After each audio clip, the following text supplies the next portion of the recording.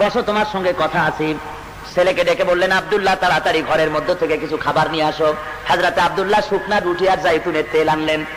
হযরত ওমর বিসমিল্লাহ বলে খাওয়া শুরু করে দিলেন। তেলে ভিজাইয়া শুকনা রুটি খাচ্ছেন আর জিজ্ঞেস করছেন, গভর্নর তোমার মিশরের গোশতের দাম কত, আটার দাম কত, রুটির দাম কত, জিজ্ঞেস করতেছেন।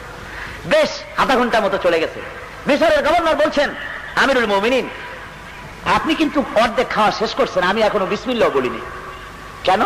কয় যে শুধুই আচারের তেল আসছে, কোনো গোশত নাই, খাবার নাই, কি দিয়ে খাবো? হযরত ওমর বলেন, তোমার মুখ থেকে এই কথাটা বের করার জন্য এই অসময় আমি এই রুটিটা খাইছি। আমি শুনতে পেরেছি, রিলায়েবল সোর্সে জানতে পেরেছি, তুমি নাকি প্রতিদিন গোশত দিয়ে ভালো করে পেট পুরে আহার করো রুটি। কয় যে হ্যাঁ হুজুর, আমি 3 বেলা গোশত রুটি খাই। হযরত ওমর বলছেন, তোমার মিশরের সমস্ত জনগণ এরকম খেতে পারে? কয় না, তা তো পারে না। হযরত ওমর বলে, মিশরের